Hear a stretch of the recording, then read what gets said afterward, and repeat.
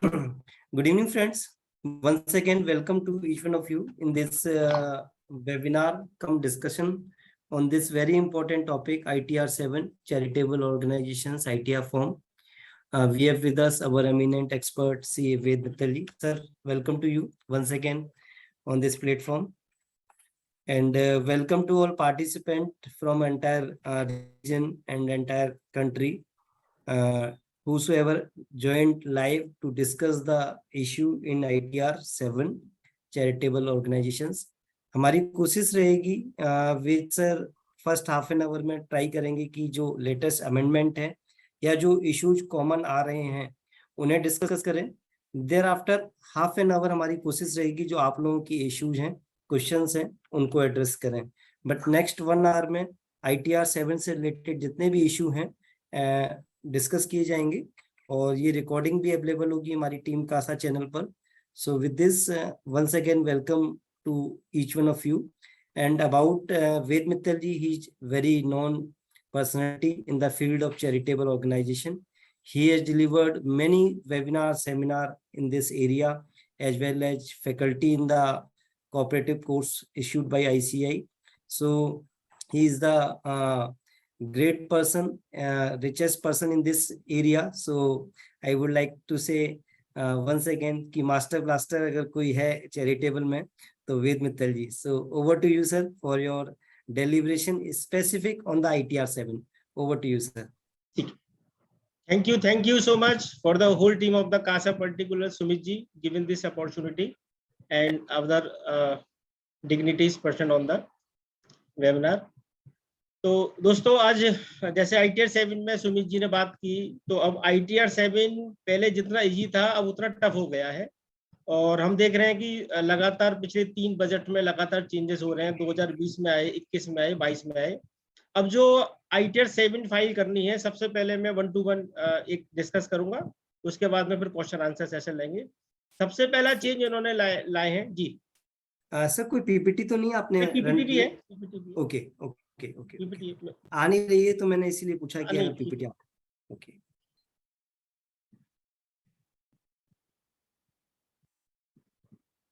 Right sir, perfect. PPT मैं लूंगा, बस केवल चेंजेस वाले मैं. हाँ श्योर सर, श्योर.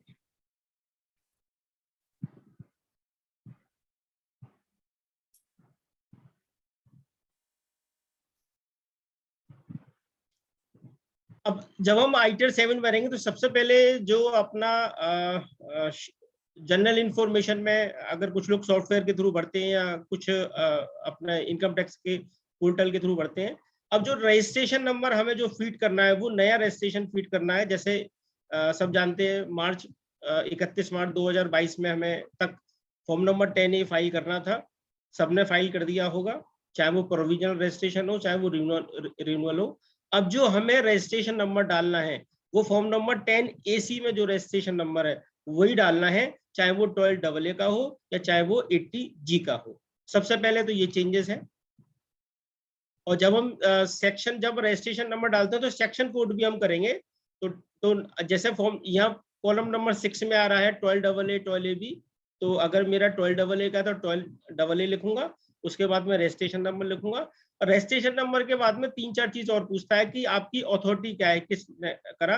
तो हम फॉर्म नंबर 10AC में लास्ट में जो नीचे दे रखा है CIT CPC वो डालेंगे. दूसरा उसमें आता है डेट, किस डेट से इफेक्टिव है. अगर हम फॉर्म नंबर 10AC की बात करते हैं तो 10AC में 2 तरह के 10AC होगा, एक 80G के लिए होगा, एक 12AA के लिए हो गया. 12AA 12 के लिए. और तो उसमें जो असेसमेंट ईयर आ रहा है वो 2022-23 से एप्लीकेबल है. तो उसमें डेट ऑफ इफेक्टिव आएगी 1/4/2021, क्योंकि मेरा जो रजिस्ट्रेशन मिला है वो ऑनवर्ड 2022-23 के लिए मिला है और 2022-23 के लिए जो इफेक्टिव डेट है मेरी वो 1/4/2021. ये इस चीज का ध्यान में रखेंगे. ये तो 12AA के लिए हो गया. अब 80G के लिए जो मुझे डेट मेंशन है मेरे फॉर्म नंबर 10AC में वही मुझे डालनी है 80G के लिए. ये तो रजिस्ट्रेशन संबंधी बात हो गई. अब डालना है जो चेंजेस हुआ है बेसिकली. इससे पहले मैं एक चीज डिस्कस करना चाहूंगा ये वाला अब वो इस साल से इन्होंने क्या किया, वैसे तो ये चेंज आया था बजट 2022 में कि जो भी मुझे एप्लीकेशन ऑफ फंड दिखाना है वो मुझे कैश बेसिस पर दिखाना है, लेकिन इसकी एप्लीकेबिलिटी इन्होंने असेसमेंट ईयर 2022-23 से ही कर दी।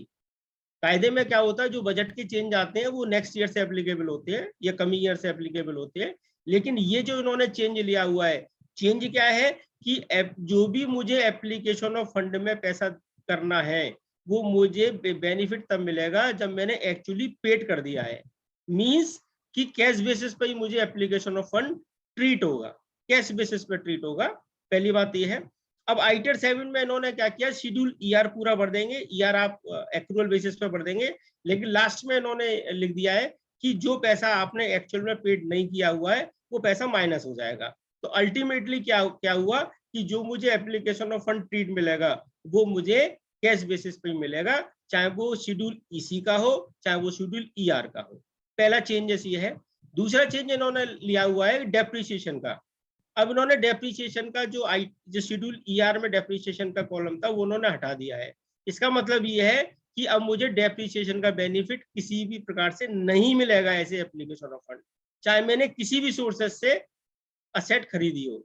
उसका इन्होंने लॉजिक दिया कि जो भी आपने असेट खरीदी होगी वो 3 स्थिति में खरीदी होगी, या तो आपने कॉर्पस से खरीदी होगी, या आपने जो एक्यूमुलेशन ना है 15% तक का उससे खरीदी होगी, या आपने करंट ईयर की इनकम से खरीदी होगी। तो उन्होंने लॉजिक दिया कि जो आपने कॉर्पस से खरीदा हुआ है वो तो हमने कॉर्पस आपका ऑलरेडी एग्जम्प्ट कर दिया। दूसरा 15% का जो एक्यूमुलेशन है वो भी हमने आपको एग्जम्प्ट इनकम मान ली, और करंट ईयर से आपने खरीदा हो वो हम करंट ईयर की एप्लीकेशन ऑलरेडी मान रहे हैं। तो नटसेल में इन्होंने माना कि जो असेट का आपने परचेस की उसका हमने ऑलरेडी आपको बेनिफिट दे चुके हैं, इसलिए डेप्रिसिएशन का बेनिफिट इस साल से आपको नहीं मिलेगा। तो हमें क्या करना है कि इनकम एक्सपेंडिचर तो एक्रूअल बेसिस पे या जो हम पॉलिसी फॉलो कर रहे हैं उसी पॉलिसी से बनाना है, लेकिन जब हम एप्लीकेशन का अमाउंट भरेंगे तो उसमें डेप्रिसिएशन हम शामिल नहीं करेंगे। ये मेजर चेंज है हम सबके लिए। अब इन्होंने जो चेंजेस लाए हैं वो लाए शेड्यूल जे। इन्होंने क्या किया, शेड्यूल जे में 2 पार्ट कर दिए, A1 और A2। A1 में बेसिकली क्या किया हुआ है, जो मेरा कॉर्पस है, कॉर्पस, और कॉर्पस में भी ये इन्होंने कॉलम डाले हुए हैं। कॉलम क्या डाला हुआ है, ओपनिंग बैलेंस अनयूटिलाइज्ड। मुझे कॉर्पस का या जो बैलेंस डालना है वो क्यूमुलेटेड फिगर नहीं डालनी है, मुझे वो फिगर डालनी है जो मेरा अभी तक अनयूटिलाइज्ड है, कॉर्पस जो मेरा अनयूटिलाइज्ड है।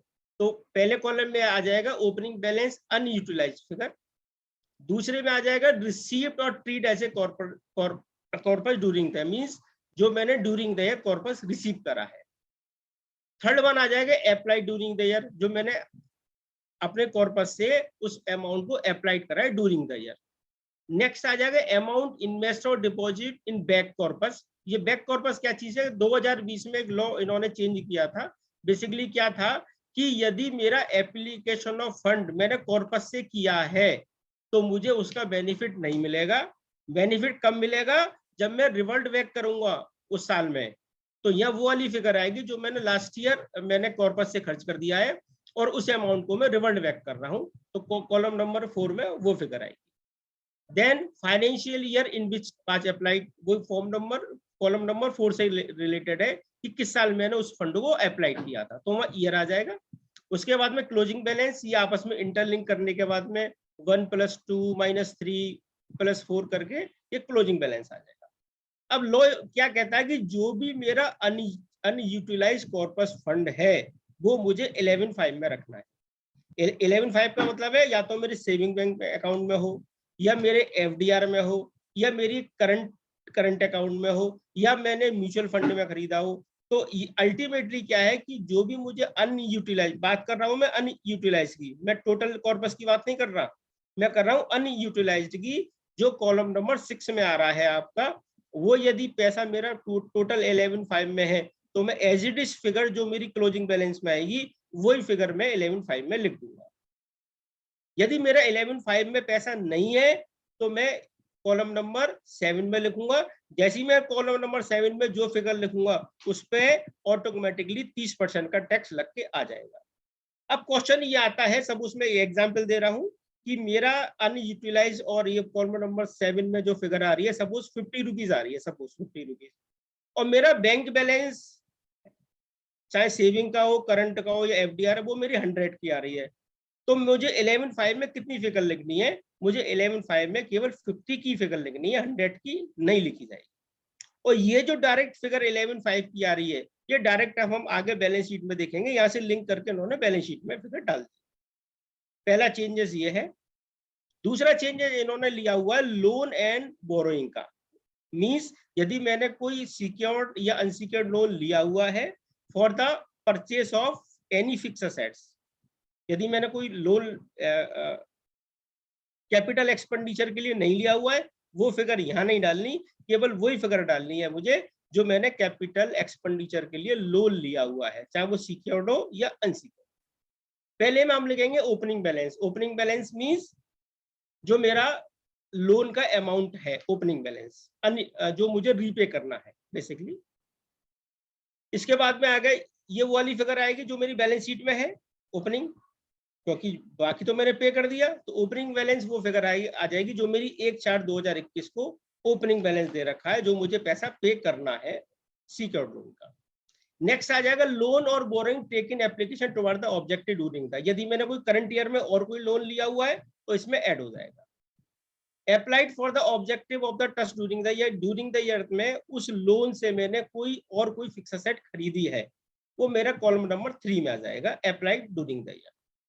Amount of repayment of loan, अब इसमें क्या करना है हमें कि जो सपोज उस लोन की मुझे पूरी बैक हिस्ट्री में जाना पड़ेगा कि वो लोन मैंने किस साल में लिया था। मैं दोबारा रिपीट कर रहा हूं, सपोज मैंने 100 रुपीज का लोन लिया आज से 2017 में, आज मेरी 2022 चल रही है और 2017 से मैं लगातार उस लोन को रीपेमेंट कर रहा हूं। तो 2017 में जो मैंने 100 रुपए लिए थे, आज मेरे पास में 20 रुपीज मेरे पास में बैकिंग में है, तो मैं 20 रुपीज को ले लूंगा ओपनिंग बैलेंस में। ड्यूरिंग द ईयर मैंने कोई लोन लिया नहीं तो इसमें 0 आ जाएगा। उस 20 रुपीज में मैंने 10 रुपीज मेरे इस साल खर्च हो गए असेट्स में, तो मेरे 10 रुपीज आ गए। इसके बाद में है repayment of borrowing during the in which earlier applied not claim as application. Means जो मैंने 70 रुपए, जो मेरे 60 रुपए रह गए थे, 80 रुपए सॉरी, 100 माइनस 20, जो 80 रुपीज रह गए थे, क्या मैंने उनका रीपेमेंट जो किया हुआ है, अब मैंने रीपेमेंट तो जैसे 2017 से मैंने लोन लिया, हो सकता है 2018 से मैंने रीपेमेंट शुरू हो गया हो, और जो 100 रुपए का लोन था आज मेरे पास 20 रुपए का स्टैंड है, तो 80 रुपए कहीं ना कहीं मैंने पेड कर दिए। तो यहाँ कह रहा है amount of repayment of loan और borrowing during the year which was earlier applied और नॉट क्लेम एज एप्लीकेशन।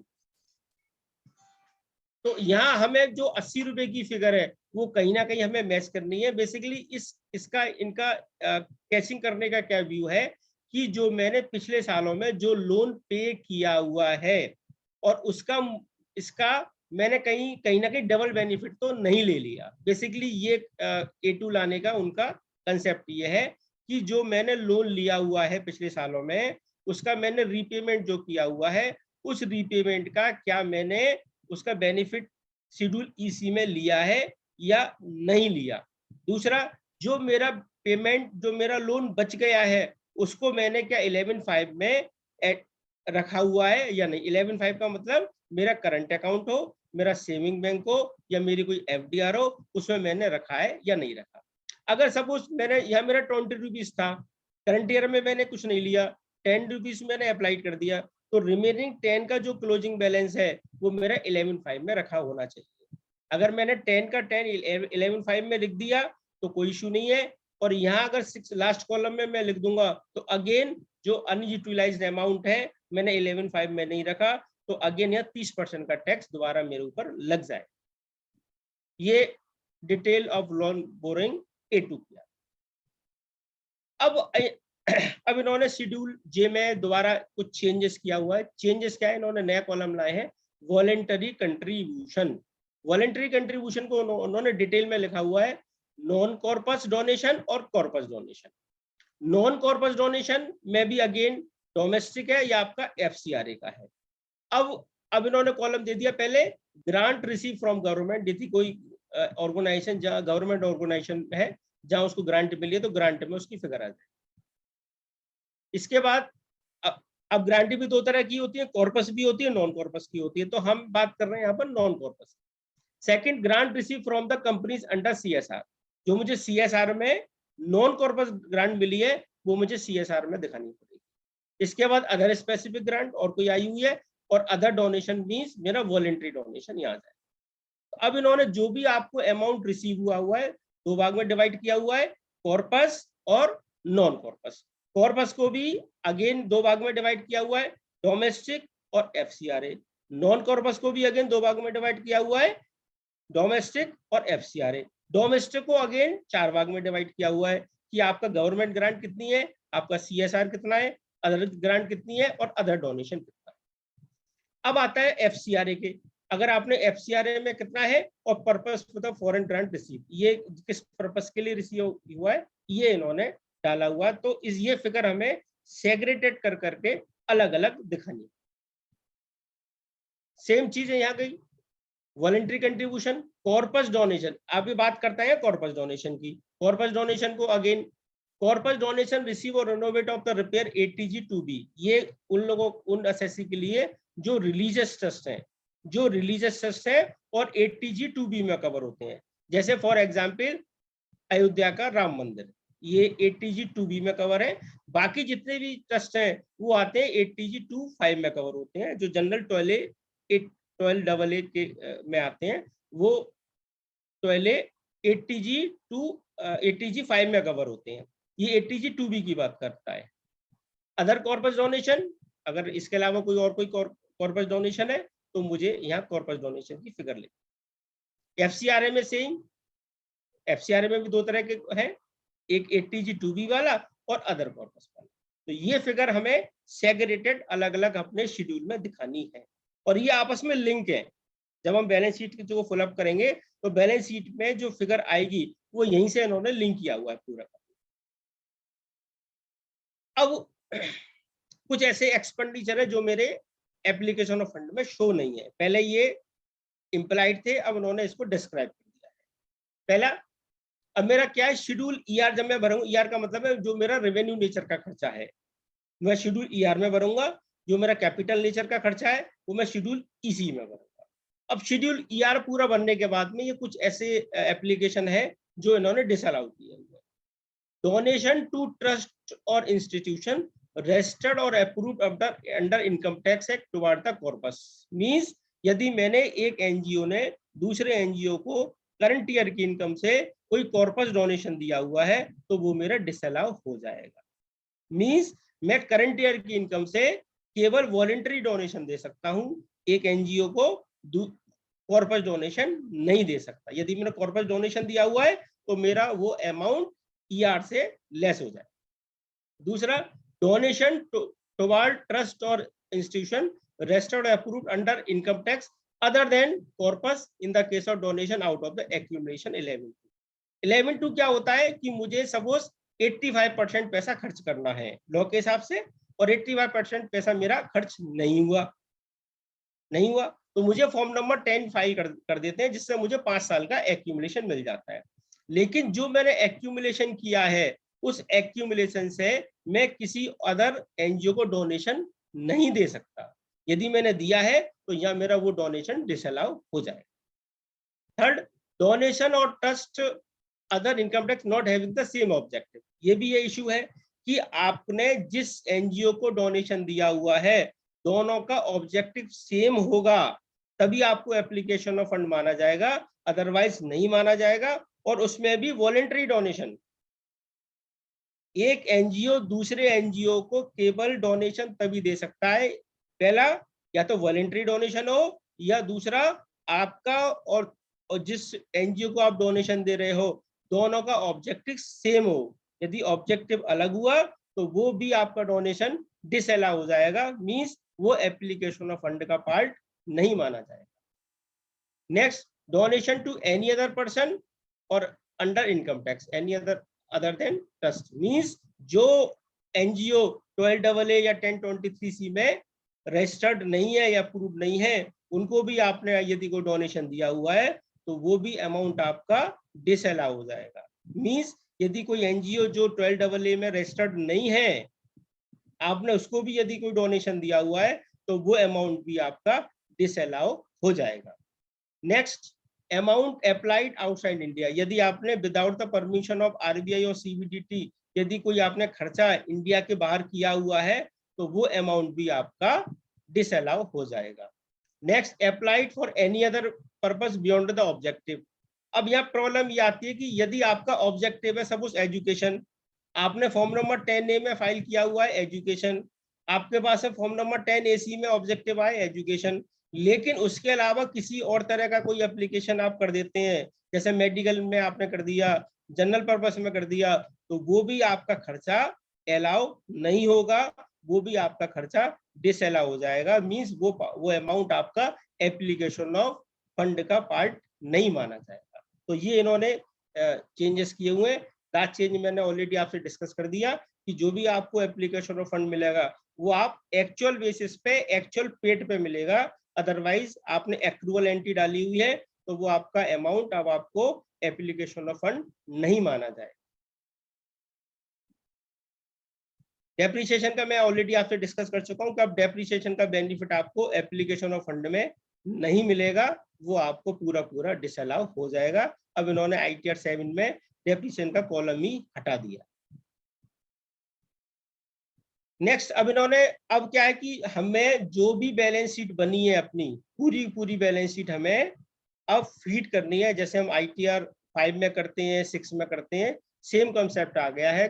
जो भी मेरी ITR है, जो भी मेरी बैलेंस शीट है, उसको बैलेंस शीट को पूरा फिल करना है। कैसे फिल करना है? ओन फंड को उन्होंने डिवाइड किया हुआ। Corpus out of the donation receive 80G2B means मंदिर वाला जो रिलीजियस ट्रस्ट है उनके लिए। अदर कॉर्पस वो हो गया जो 12AA में रजिस्टर्ड है या 1023C में अप्रूवल है, उनके लिए अदर कॉर्पस हो गया। अब आगे amount accumulated out of the non monetary application, accumulated आपका पिछले सालों का आ रहा है वो हो गया। Amount accumulated under third proviso means जो मेरा 85% पैसा खर्च नहीं हुआ है, जो मेरा 85% पैसा खर्च नहीं हुआ उसका एक्यूमुलेशन ये आ रहा है। अब आप देखें सारी की सारी चीजें। अब नेक्स्ट देखता हूं एनी अदर रिजर्व वो ले सकते हैं आप यहाँ, जो मेरा एक्यूमुलेशन 15% तक का पोर्शन है, जो मेरा रिजर्व सरप्लस में आ रहा है वो मेरा एक्यूमुलेशन फंड यहाँ दिखा सकते हैं। अब आप देखें ये जो सारे कॉलम है, ये पीछे के जितने भी अनेक्जर्स हैं वो वहां से अपने आप उठ कर आ रहे हैं, अपने आप लिंक किया हुआ है, सारा लिंक किया हुआ है। अभी तक मैं बात कर रहा हूँ अभी तक। अब यहाँ से प्रॉब्लम आ रही थी तो अब ये चेंज करने जा रहे हैं, और चेंज जहां तक है मेरी इंफॉर्मेशन में कि 22 तारीख को एक नई चेंजेस कर रहे हैं, और जो भी हमें आइटर रिटर्न फाइल करें वो 22 तारीख के बाद ही फाइल करें, क्योंकि 22 तारीख को चेंजेस अफेक्टिव होकर हमारे पोर्टल पर आ जाएंगे। अभी नहीं आए चेंज, तो अब उनसे ये बोला हुआ कि जो लिंकेज आ रहे हैं आप लिंकिंग हटा दें, क्योंकि लिंकिंग करने से मेरी बैलेंस शीट में फिगर कुछ और आ रही है और वहां जो उन्होंने शेड्यूल दिए हुए उसमें फिगर कुछ और आ रही है। तो अब ये लिंकेज हट जाएगा और मुझे जो बैलेंस शीट भरनी है, जो मेरी एक्चुअल बैलेंस शीट है, जो मैं साथ में लगाऊंगा फॉर्म नंबर 10B के, उसी के आधार पर भरना है। और इसकी जो फिगर है वो आपस में लिंक नहीं होंगी, 100% नहीं होंगी, तो उसमें कोई प्रॉब्लम नहीं है। जो फिगर आपकी बैलेंस शीट में आ रही है, बैलेंस शीट की फिगर हमें यहाँ पर भरनी है, चाहे वो किसी भी शेड्यूल से लिंक हो चाहे ना हो। दूसरी लोन एंड बोरोइंग, सीक्योर्ड लोन है तो सीक्योर्ड में आ गए, अनसीक्योर्ड लोन है तो अनसीक्योर्ड में आ गया। तीसरा कोई एडवांसेस रिसीव हुआ है मेरे पास तो एडवांसेस में आ गया। ये तो मेरी लायबिलिटी साइड हो गई। अब असेट साइड में ग्रॉस फिक्स असेट, अगर मैं ग्रॉस मेंटेन कर रहा हूँ तो ग्रॉस, और अगर हो सकता है WDB कर रहा हूँ तो WDB, यहाँ आपको देखना है कि किस हिसाब से फिगर लेनी है।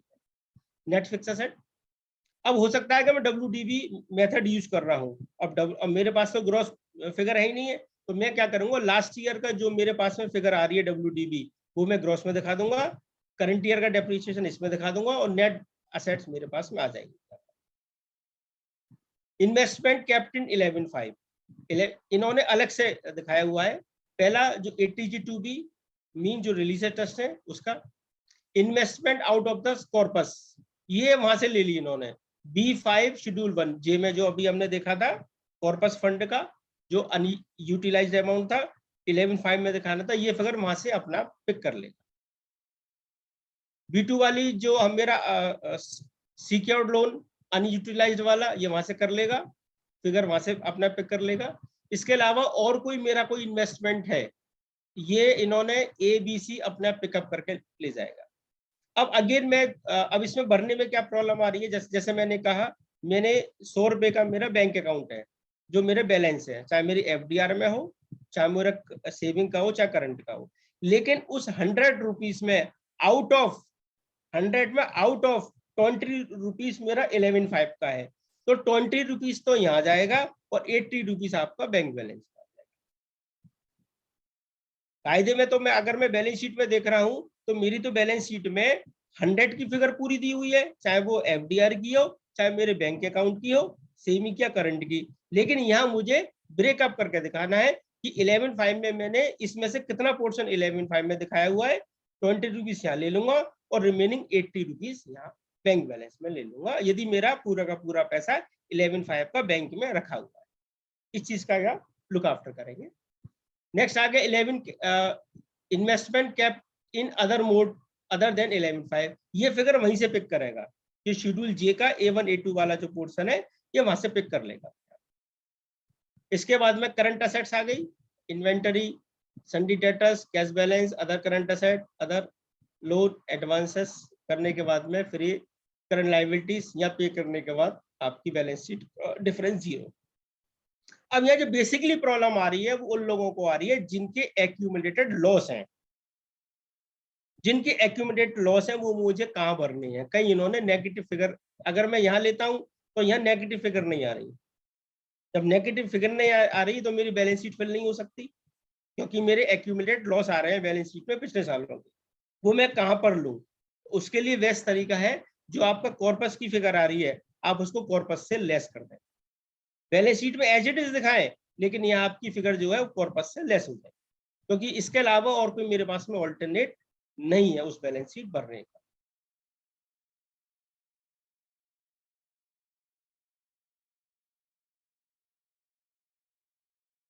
अब ये तो मेरे ITR 7 के हो गए। अब मैं थोड़ा सा शुरू में और बता देता हूँ जल्दी में। ये अब ITR की रिटर्न भरने में मुझे 3-4 चीजों का ध्यान में रखना है। पहला मुझे एक बात करना है कि मेरा NPO किस सेक्शंस में रजिस्टर्ड है, मींस यदि मेरा 12AA 12A और इसमें है तो मैं एग्जम्पशन लूंगा उसकी सेक्शन 11। इस सेक्शन कोड का मुझे ध्यान में रखना है कि किस सेक्शंस में मैं अपने आप को रजिस्टर कर रहा हूं या किस सेक्शंस में मैं बेनिफिट ले रहा हूं। अगर मेरा 12AA 12AB या 12A में है तो मुझे सेक्शन 11 का बेनिफिट मिलेगा, वो मुझे ITR में दिखाना है। यदि मैं सेक्शन कोड गलत डाल दूंगा तो वो अननेसेसरी मेरी रिटर्न नहीं भर पाएगी, तो इस चीज का ध्यान में रखेंगे सेक्शन कोड। दूसरा मुझे ध्यान में रखना है ITR 7 जो जाएगी वो 4 सेक्शंस के लिए जाएगी, 139 4A 4B 4C और 4D। 4A में वो कवर है जो सेक्शन 12AA 12A या 12AB में कवर है, उन सब के लिए सेक्शन होगा 4A। जो मेरी पॉलिटिकल पार्टी है उनके लिए होगा 4B। जो मेरे ये सारे सेक्शंस में दे रखे हैं 4C में, या जिनका मेरे पास में 1023C का अप्रूवल है, इसमें 4 सेक्शन आते हैं 1023C 4, 5, 6 और 6A जनरली अगर है तो मुझे 139 4C उसमें लिखना है, और 4D हो गया मेरा जो रिसर्च एसोसिएशन। तो मुझे सेक्शंस का भी मुझे ध्यान में रखना है कि मुझे किस सेक्शंस में मैं रिटर्न फाइल कर रहा हूँ, 139 4A 4B 4C 4D। दूसरा, किस सेक्शंस में मैं क्लेम ले रहा हूँ, सेक्शन 11 12AA के लिए, किस सेक्शंस में मैं रजिस्टर्ड हूँ, 12AA 12AB या 1023C, उसमें भी अलग अलग सेक्शंस हैं। ये सारे सेक्शंस हैं जो मैंने अभी आपसे डिस्कस किए, इन सेक्शंस में रजिस्टर्ड है। नेक्स्ट आता है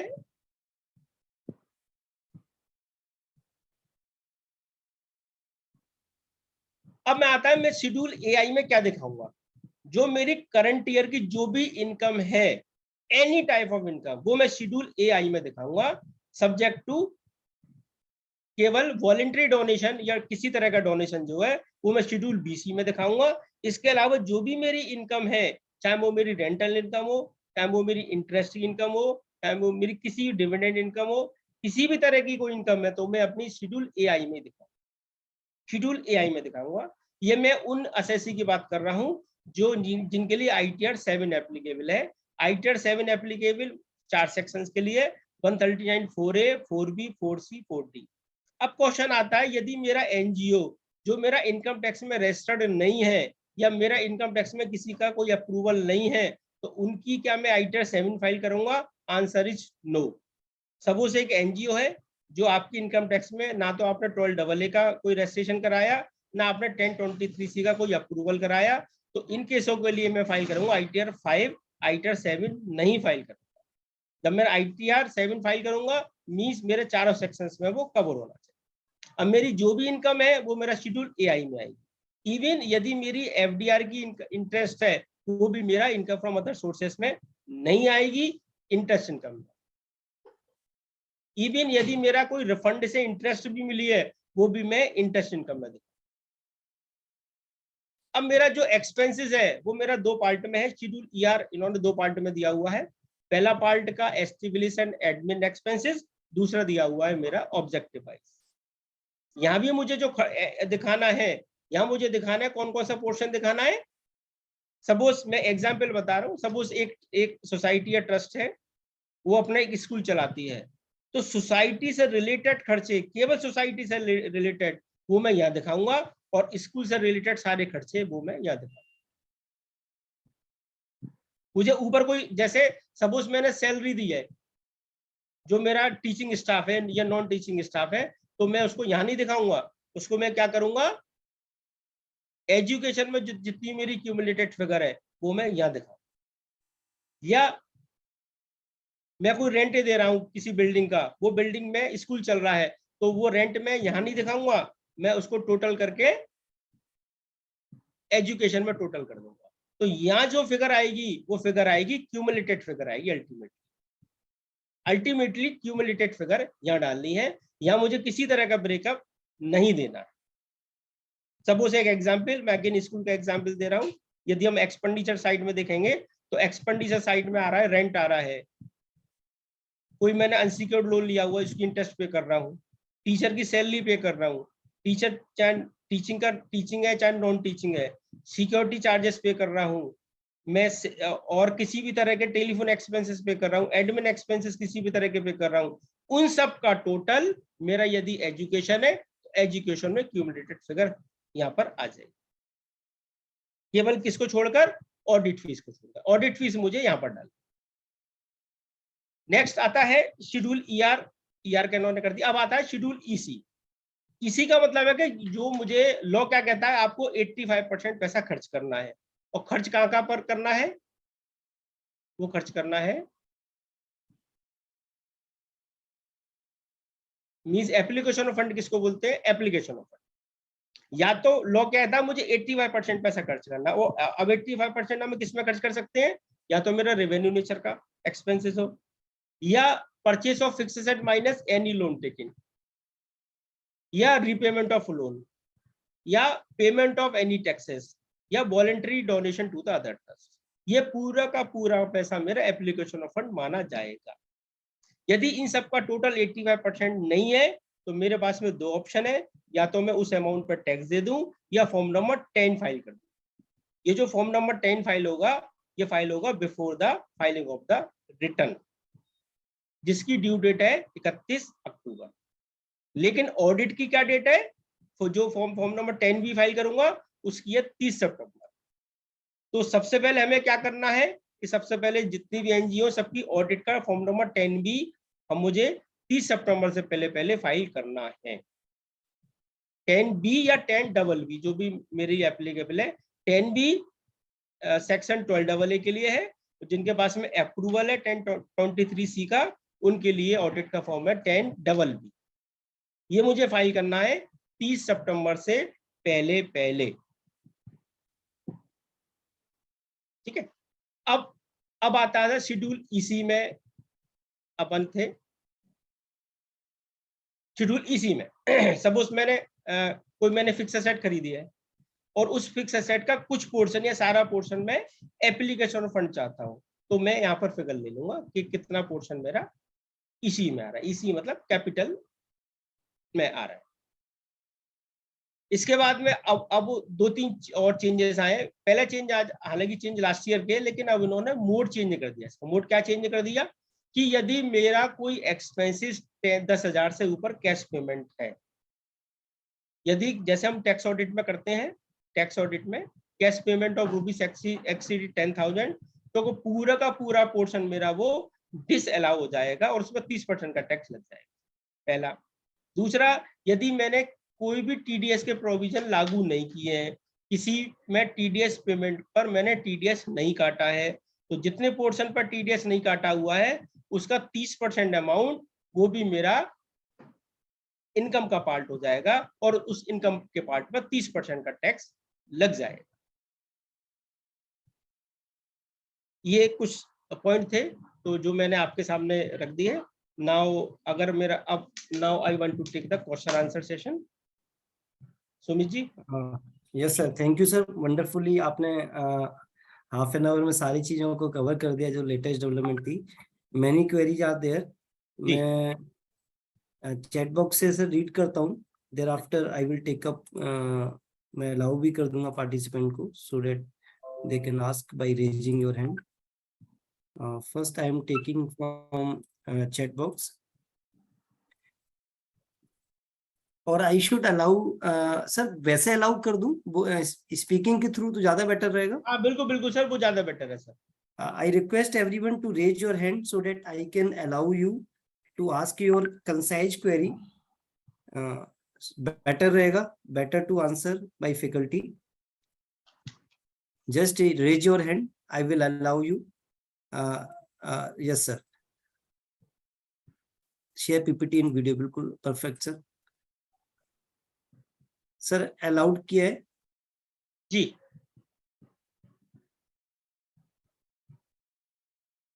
Just a minute sir. Hello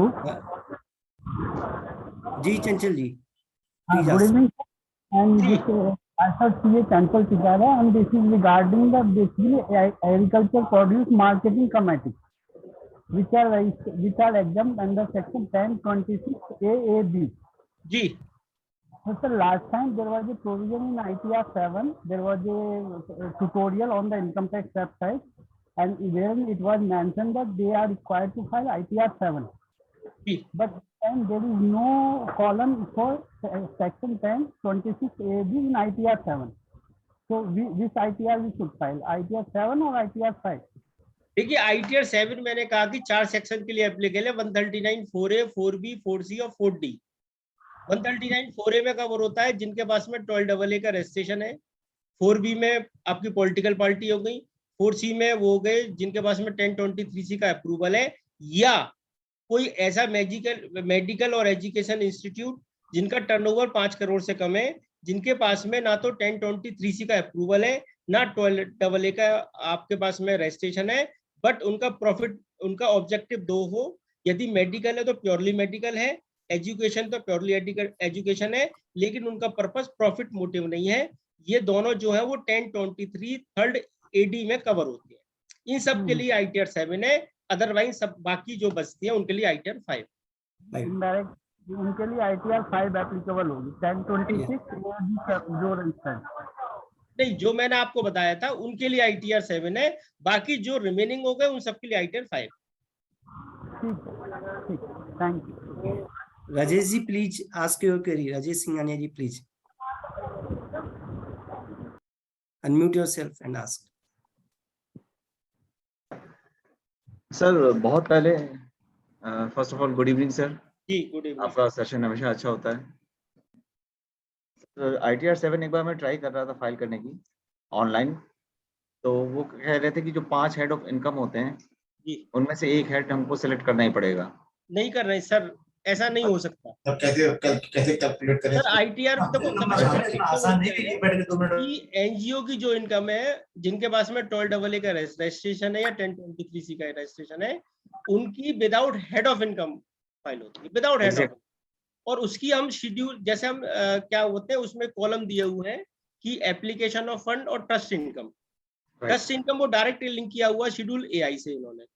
हम अच्छा, ट्रस्ट इनकम में डालेंगे तो शेड्यूल एआई में जाएगा, और अगर जब हम एक्सपेंस एप्लीकेशन ऑफ फंड की बात करेंगे तो वो डायरेक्ट खोलता है शेड्यूल ईआर। तो यहाँ ER. जो भी इनकम होती है वो विदाउट हेड ऑफ इनकम होगी, जो भी इनकम होगी वो आप शेड्यूल एआई में आएगा, जो भी अपना खर्चा होगा वो शेड्यूल ईआर या ईसी में। So जो डोनेशन हमें मिली है वो जो AI में डोनेशन जाएगी, मिली है वो शेड्यूल बीसी में डालेंगे। BC में। जी। और सर AI में आपने क्या बताया था? शेड्यूल एआई में जो मेरी इनकम आ रही है अच्छा, इनकम तो कुछ है ही नहीं। Other than voluntary contribution. हाँ, राइट सर। BC में डोनेशन डालेंगे, ER में एप्लीकेशन। हाँ, ईआर में मेरा रेवेन्यू नेचर का एप्लीकेशन, और मेरा यदि कोई कैपिटल नेचर का है तो शेड्यूल ईसी में आएगा। यदि मेरा कोई रीपेमेंट ऑफ लोन है वो भी अलग से दिया हुआ है, और यदि कोई मेरा टैक्सेस जमा हुआ है या मैंने कोई वॉलंटरी कंट्रीब्यूशन है वो अलग से उसमें कॉलम्स में दिए हुए हैं। ठीक है sir. Thank you. Vikas Pandey ji, I am allowing you. Please ask your query. Vikas Pandey ji. Yeah, thank you, sir, for this wonderful presentation. Sir, मेरा query basically दो questions हैं. One is related to the corpus. First, I will ask that question. मेरे पास corpus है जो कि मुझे even financial year 2020 से पहले का कॉर्पस है, जो कि मेरी बुक्स में अभी ओपनिंग बैलेंस एक तरीके से आ रहा है। कंटिन्यू तो हाँ, तो पहला तो क्वेश्चन मेरा एक्चुअली यही है कि क्या हमें उसको बैलेंस शीट में इवन दिखाना भी चाहिए या फिर we should merge with the other general fund? नहीं। तो हाँ, तो पहले ये, हाँ, पहले आप इसका आंसर कर दीजिए। कॉर्पस का मतलब है कि कॉर्पस में एक स्पेसिफिक डायरेक्शन मिलता है डोनर के द्वारा। जो डोनर है वो लेटर लिख के देगा कि ये पैसा मैं आपको कॉर्पस में दे रहा हूँ, तभी आप कॉर्पस में लेंगे, अदरवाइज आपका फिर वो दूसरे इसमें चला जाएगा। जी, वे मुझे बहुत साल पहले मिला था और आई थिंक वो मैं उसको उस पर्पस के लिए यूटिलाइज भी कर चुका हूँ। तो क्या मुझे वो कॉर्पस में फिर भी अब आप कॉर्पस में दिखाते हैं कोई प्रॉब्लम नहीं। ओके, तो मुझे उस शेड्यूल को भरने की जरूरत नहीं है, तो ओपनिंग बैलेंस में वो आएगा ही नहीं बेसिकली? वो नहीं आएगा, डायरेक्ट बैलेंस शीट में आपकी फिगर आएगी। ओके ओके, तो फिर भी उसको दिखाना जरूरी है? हाँ, देखो आप क्या है कि पूरी बैलेंस शीट आपको फिल करनी है, और बैलेंस शीट में आप बैलेंस शीट में तो लिख रहे हैं कॉर्पस, और जब बैलेंस शीट यहाँ फिलअप करेंगे उसमें आप कॉर्पस में नहीं लिखेंगे तो वो कॉन्ट्राडिक्टरी हो जाएगा। जो बैलेंस शीट में आपने दिखाया हुआ है वही पोर्शन आपको यहाँ दिखाना है आइटर 7 में, जब बैलेंस शीट फिल करेंगे उसी कॉलम। Okay okay. और मेरा जो सेकंड क्वेश्चन था वो बेसिकली कंफ्यूजन है शेड्यूल वीसी और शेड्यूल एआई में, जो पहले भी बात कर रहे थे। तो मेरा जैसे इसमें पार्ट डी है फॉरेन कंट्रीब्यूशन जी, तो मुझे जो बेसिकली प्रोजेक्ट ग्रांट्स मिलता है, तो वो प्रोजेक्ट ग्रांट मिलता है और वो एफसीआरए का भी बेसिकली उसमें काफी पोर्शन रहता है। तो अब उसमें एक तो कॉर्पस है, तो कॉर्पस तो है नहीं फॉरेन कंट्रीब्यूशन के अंदर। फिर सेकंड आ जाता है एक other than corpus donation, right? तो क्या वो फॉरेन कंट्रीब्यूशन की तरह माना जाएगा या फिर देन अब देखा जाए तो this is also against the receipt from main object? तो क्या वो like number 1 of the schedule AI या फिर B2 other than corpus donation of foreign contribution? तो वो क्या होना चाहिए? आई मीन वो बड़ा कंफ्यूजन कुछ नहीं है। जो भी मुझे डोनेशन मिला है, अब देखो डोनेशन दो तरह का होगा, एक कॉर्पस डोनेशन हो गया, एक वॉलंटरी हो गया। कॉर्पस डोनेशन भी दो तरह का हो गया, डोमेस्टिक या एफसीआरए। यदि मेरे एफसीआरए से मिला है तो एफसीआरए वाले कॉलम में आ जाएगा, जो डोमेस्टिक मिला है वो डोमेस्टिक वाले में आ जाएगा। Same country same non corpus. इन्होंने बेसिकली दो फंडामेंटल है, कॉर्पस और नॉन कॉर्पस। नॉन कॉर्पस को इन्होंने माना है वॉलंटरी, कॉर्पस को कॉर्पस में माना है। यदि मेरे एफसीआरए का पैसा कॉर्पस के नेचर में आया है तो एफसीआरए कॉर्पस में आ जाएगा। यदि मेरा कोई पैसा वॉलंटरी आया है, वॉलंटरी में रेवेन्यू नेचर के खर्च करने के लिए आया है, तो वो पैसा मेरा नॉन कॉर्पस एफसीआरए में। ओके, व्हिच मींस कि अगर वो रेस्ट्रिक्टेड शेड्यूल एआई में नहीं आएगा। किसी भी तरह का डोनेशन जो है वो शेड्यूल एआई में नहीं आएगा। अच्छा, तो प्रोजेक्ट जो ग्रांट्स होती हैं जो मेरे को मोर देन 1 ईयर के लिए मिलता है, तो वो basically receive from main objects होएगा इन दैट केस? नहीं, वो उसमें आया है। उसमें आप देखना पीपीटी अभी मैंने हटा दी, उसमें नॉन कॉर्पस कॉर्पस में अदर्स करके आ रहा है, उसमें आपको दिखाना है। आगे बढ़ते हैं सर। ठीक है, thank you. Zoom user thank you Vikas ji. Zoom user please allow, ये नाम नहीं आ रहा इनका। Are you there sir? Hello hello, जी सर। हाँ रवि सप्रा दिस साइड। अरे sir, hello, Ravi sir please ask sir. हाँ जी, हाँ जी सर। एक आपने अभी क्लियर किया कि 1023C 3AD तो 7 जाएगा, 3AB के लिए भी 7 जाना चाहिए ना? यस बिल्कुल जाएगा सर, लेकिन 7 उसकी इनकम, इसकी इनकम एआई में नहीं, इसकी इनकम एआई में नहीं आएगी, उसकी इनकम आएगी IE4। हाँ वो उसमें जाएगी, वो ठीक है, पर फॉर्म यही जाएगा ना सर? हाँ फॉर्म ITR 7 जाएगा। Okay okay. अच्छा सर, इसमें जो हमने इसके लिए सेक्शन ये 4C ही जाएगा ना, 139 4C? हाँ 4C जाएगा बिल्कुल, दोनों के लिए, 3AD Yes. के लिए भी और TB के लिए भी। यस। अच्छा सर, एक अभी हम रिटर्न अपलोड कर रहे हैं ना, तो सॉफ्टवेयर हमारा वहाँ पे उसको होल्ड कर रहा है, क्योंकि अभी तक तो VC, लास्ट ईयर तक तो VC में जाता नहीं था, एक ही इसमें जाता था, सेक्शन 11 का जो इकट्ठा जाता था सारा। अब की VC में डिवाइड कर रहे हैं तो वो एरर शो करता है किसी भी रिटर्न को हम सर तैयार कर एरर रहे हैं। इसलिए शो कर रहा है, एरर इसलिए शो कर रहा है, अभी जब वो फॉर्म आया था उसमें लिंकिंग दी हुई है, तो अभी 22 तारीख को जो मेरे पास इन्फॉर्मेशन है, 22 तारीख को ये सही करेंगे, उसके बाद में वो वहां से लिंक हटा देंगे तो वो एरर खत्म हो। ओके, तो इसको अभी वेट कर ले फिर हम 20 सेकंड। अभी वेट कर ले, अभी फॉर्म नंबर 10 भी फाइल करते हैं, ऑडिट रिपोर्ट का वो file. Right, thank you so much sir. Thank you Ravi sir, thank you. Praveen Sharma ji please unmute yourself. Good evening, sir. जी सर। जी, Can you hear me? Yes yes yes sir please ask. Good evening sir. मेरा एक trust है, 12 registered trust जी, उसमें एक corpus fund आ रहा है, एक तरफ बैलेंस शीट में लैंड आ रहा है जी उस लैंड को नोएडा अथॉरिटी को सरेंडर कर दिया। जी। तो अब मेरा क्वेश्चन ये है कि उसको डिस्क्लोज कैसे करना है? एक तो उसमें लॉस हुआ है 20 लाख का, 57 लाख का टोटल कॉर्पस था और लैंड था, तो एक तो बैलेंस शीट में उसका डिस्क्लोजर कैसे करना, सर सेकेंडली उसमें उसको बैलेंस शीट आईटीआर में में आप क्या करेंगे कि डिस्क्लोजर जो कैसे? आप कॉर्पस का शेड्यूल बनाएंगे ना, उसमें जितना आपको नुकसान हुआ है उसमें आप लिख देंगे surrender of land by the Noida authority, और उसमें से 20 लाख माइनस कर देंगे शेड्यूल में, और जो लास्ट की फिगर आएगी वो आप ITR 7 में जो बैलेंस शीट में फिगर भरी जाएगी कॉर्पस में, वो रिमेनिंग बैलेंस की आपकी ITR 7 में भरी जाएगी amount. Okay, Nitin ji please unmute yourself. Nitin Goyal ji. जी गुड इवनिंग सर।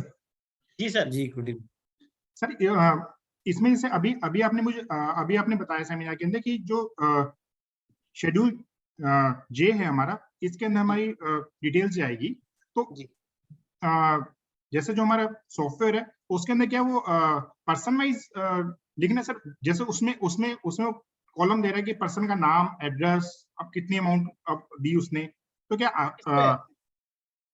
जैसे सर जो मेरा सॉफ्टवेयर है शेड्यूल जे के अंदर, नहीं सर, उसमें क्यूमुलेटेड फिगर जाएगी और किसी पर्सन का नाम नहीं जाएगा सर। सर बट उसके अंदर पूछे कि नेम ऑफ डोनर एंड फिर उसके बाद एड्रेस, ये सब कुछ पूछ रहा है वो तो। नहीं सर, नहीं पूछ रहा। आपका कौन सा सॉफ्टवेयर है? कंप्यूटेक्स की बात कर रहा हूँ सर मैं। नहीं, कंप्यूटेक्स में नहीं है सर, मैं कई रिटर्न भर चुका, वो किसी और जगह होगा, यहाँ बिल्कुल नहीं पूछ रहा सर। क्यूमुलेटेड फिगर जाएगी बिल्कुल। मैं कल जैसे ITR 7 भर रहा था, तो उसके अंदर वो मुझे एरर दे रहा था, assumption is allowable only on the source of fund derived from property during the मैं बताऊं, नहीं वो उसमें से आ रहा होगा, जो रजिस्ट्रेशन डिटेल होगी ना, आपने वो फिलअप नहीं किया, आपने भर दिया सर। वो मैंने शेड्यूल जे में, अब तो कंप्यूटेक्स वाले ने जनरल इंफॉर्मेशन में शेड्यूल जे में ही सारी इंफॉर्मेशन डाल दी है। उसमें प्रोजेक्ट रजिस्ट्रेशन डिटेल है, उसमें नया, पहले में तो आपको प्रोजेक्ट की डिटेल भरनी है, फिर उसमें रजिस्ट्रेशन की डिटेल भरनी है, 12AA की अलग, 8TG की अलग, और वही डिटेल भरनी है जो आपके पास है फॉर्म नंबर 10AC में आई हुई है। पहला ये करना है। दूसरा उसमें आता है आप किस सेक्शन में क्लेम कर रहे हैं, वहाँ सेक्शन 11 फाइल करना है, फिर ये प्रॉब्लम नहीं आएगी आप। सर उसके अंदर जो वो दिक्कत दे रहा है सर, वो इतनी दिक्कत दे रहा है कि जो आप खर्चे कर रहे हैं वो आपका सोर्स कहाँ से आया आपका? तो हाँ वो अच्छा, आप फंड फ्लो की बात कर रहे हैं, शेड्यूल ER का फंड फ्लो। हाँ जी सर। अब मैं एग्जाम्पल देकर आपको बता रहा हूँ, मेरी 100 रुपए की इनकम है, ठीक है सर, और 80 रुपीज का मेरा शेड्यूल ईआर का बैलेंस है। ठीक है सर, तो जब शिड्यूल ईआर बढ़ते हैं उसके बाद में सोर्सेस पूछता है कि आपने जो 80 रुपीज खर्च किए हैं वो आपके कहाँ से आया। हाँ जी सर, उसके सामने करंट ईयर की इनकम के आप सामने आप 80 रुपीज लिख देंगे। उनका कहने का मतलब है 80 रुपए जो आपने खर्च करे वो कहाँ से आए, तो वो आपके पास आए करंट ईयर की इनकम से। तो उस Okay. 80 रुपीज को उस करंट ईयर की इनकम के सामने आप 80 रुपीज लिख देंगे तो आपकी प्रॉब्लम सॉल्व हो जाएगी। ठीक है सर, मैं ट्राई करता हूँ। ठीक है sir, thank you sir. Okay Nitin ji, Abhishek ji please unmute yourself. Sir Abhishek ji से पहले एक क्वेरी लेता हूँ sir, what is the last date of the ITR 7 filing? ITR 7 last date. देखिए ITR 7 में 2 पार्ट में इन्होंने डिवाइड कर दिया। पहला टैक्स ऑडिट रिपोर्ट जो हमारी फॉर्म नंबर 10B या 10BB में आती है, उसकी डेट है 30 सितंबर। ITR फाइल करने की डेट है हमारी 31 अक्टूबर। Okay right, very important question sir. Abhishek ji please. Good evening sir. जी सर मेरा पहला पॉइंट है, इसमें जो एप्लीकेशन ऑफ फंड मिलेगा वो कैश बेसिस पे मिलेगा, ड्यू बेसिस पे मिलेगा इस साल के लिए 21-22 के लिए? इस साल के लिए हमें कैश बेसिस पे मिलेगा पूरा। 21-22 के लिए कैश बेसिस पे मिलेगा? Yes, 21-22 financial year cash basis. अच्छा, दूसरा question sir, sale of land application of money मानी जाएगा सर? सेल ऑफ हमारी इनकम आ जाएगी यदि उसको हमने कहीं और दूसरी उसके अगेंस्ट में कोई हमने यदि कोई प्रॉपर्टी खरीद ली है वो हमारा शेड्यूल EC में आ जाएगा। इसी में आ जाएगा, ठीक, thank you. Okay, Ashok Verma ji please unmute yourself. Ashok Verma ji, I think Ashok Verma ji ने म्यूट। अशोक सर। हाँ जी सर, गुड इवनिंग। हाँ नमस्कार सर। सर एक आपने बोला कि from this year one will not be able to take benefit of depreciation. तो sir can it go against section 11(6)? 11(6) में क्लियरली है कि दो मेरे पास मैकेनिज्म है, या तो अगर मेरी व्हेन आई बाई एसेट जो कॉस्ट ऑफ मेरी कैपिटल एसेट है I can take it as application. बिल्कुल सर। अदरवाइज क्या है कि I can amortize in the way of by charging depreciation. जी, तो 11(6) में उन्होंने they have not made any amendment, जी। तो कैश सिस्टम में उन्होंने कर दिया, ठीक है, for other expenses fine, but मेरा डेप्रिसिएशन का claim is my legitimate claim, उसको मैं कैसे वो विड्रॉ कर सकते हैं? सर मैं आप एक्चुअल में जो आप बता रहे हैं 11(6) में बिल्कुल क्लियर भी दे रखा है, यदि कोई एसेट मैंने एप्लीकेशन फंड में नहीं दिखाया तो मुझे उसका डेप्रिसिएशन मिलेगा। It is 11(4). लेकिन अब इन्होंने जो इस साल के बजट में लाए हैं कि जो भी आपका एक्सपेंसेस होगा उसमें एनी एक्सपेंसेस का मतलब इंक्लूडिंग डेप्रिसिएशन वो आपको कैश बेसिस पे मिलेगा, और depreciation is a non cash item.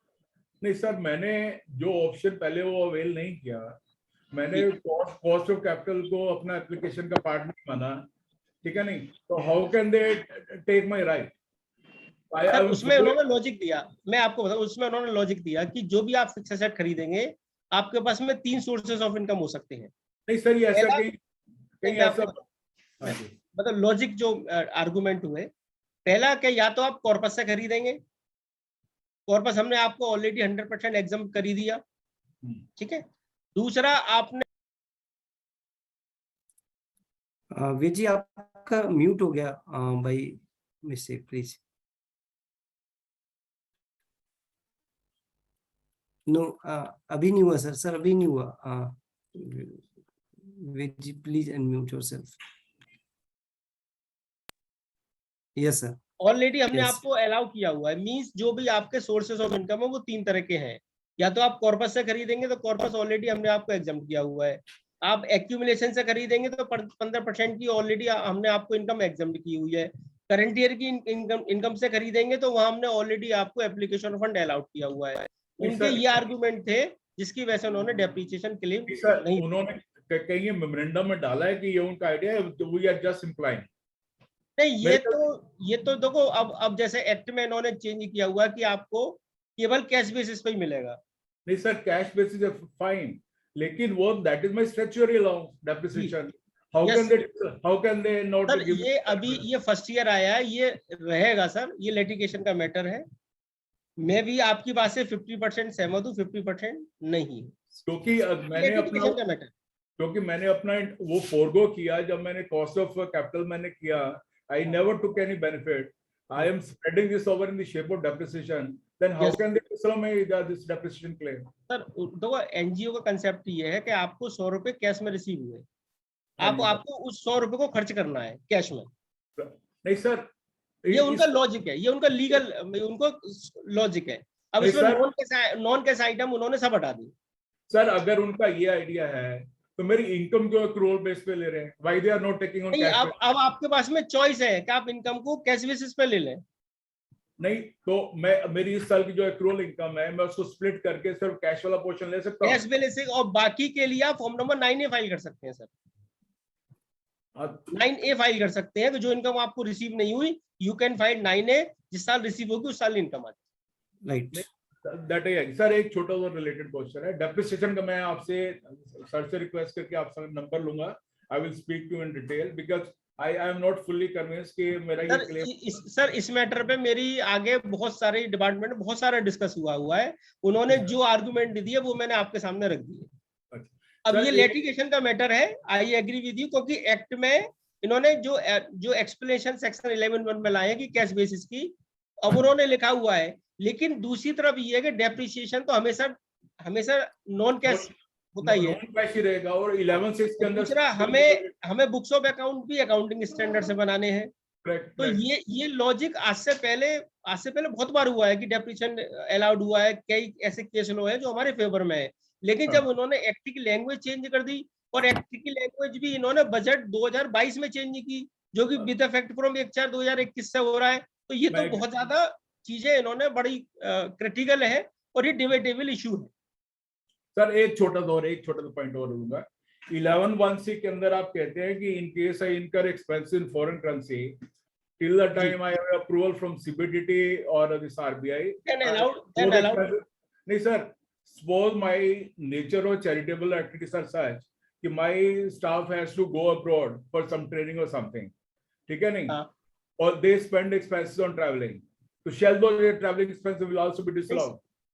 नहीं सर, अब आपने कोई भी आपका खर्चा करने से पहले आपको सीबीडीटी या आरबीआई से परमिशन लेनी पड़ेगी. नहीं सर, आपने परमिशन ली है तो अलाउड है, नहीं है तो डिसअलाउड.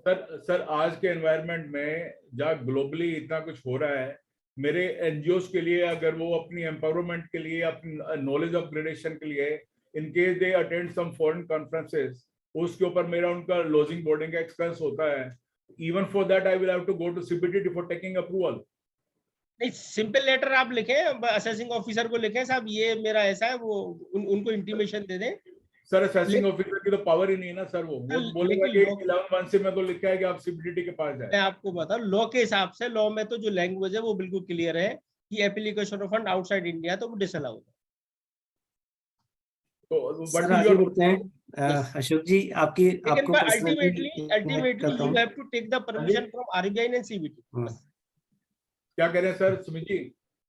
अशोक सर, मैं आपको पर्सनली कनेक्ट कराता हूँ, क्योंकि कुछ इश्यूज आपके जो आर्गुमेंटल है, क्योंकि कहीं ना कहीं लॉ ऐसा है कि हम इस पर जितना डिबेट करें उतना कम रहेगा, है ना.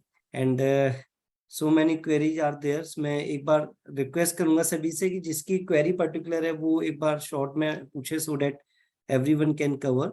Kanodia ji, please unmute and ask your query. Good evening sir. जी मैडम. सर मेरी क्वेरीज ना पर्टिकुलरली शेड्यूल जे और बैलेंस शीट से रिलेटेड है.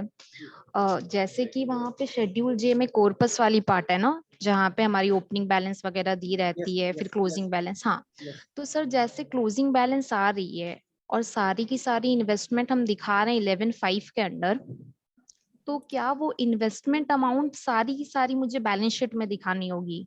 नहीं, मैं अब आपको एक एग्जाम्पल दे रहा हूँ, ऐसे समझ में आ जाएगी. हमारा 100 रुपीज का कॉर्पस है अप टू एक्यूमुलेटेड, मींस आज तक 2022 तक. अब इसमें 100 रुपीज में 10 रुपीज मैंने करंट ईयर में मेरा मैंने लिया हुआ है, एडिशन किया हुआ है. मींस ये समझो 90 मेरा ओपनिंग है, 10 रुपीज मैंने इस साल लिया हुआ है.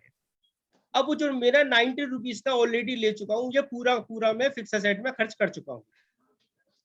ठीक है. हाँ. अब आता है कि शेड्यूल जे में A1 में हम क्या लिखेंगे. A1 में मैं ओपनिंग बैलेंस लिखूंगा 0, और ड्यूरिंग द ईयर जो मैंने खर्च लिया हुआ है वो लिखूंगा 10. यदि उस 10 में भी मैंने खर्च कर दिया तो उसमें से माइनस हो जाएगा, अगर खर्च नहीं किया तो वो मेरे बैंक अकाउंट में होगा।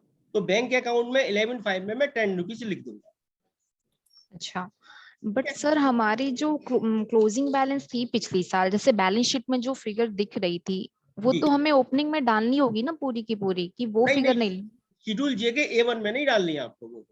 अच्छा, वो फिगर डालनी नहीं है, मतलब Yes. जो भी रिसीव्ड और अप्लाइड ड्यूरिंग द ईयर बस वो फिगर डालनी है। yes, जो मेरा ओपनिंग है unutilised plus during the year मेरा अमाउंट रिसीव। ओके, ये तो मेरा शेड्यूल जे का A1 में डालना है।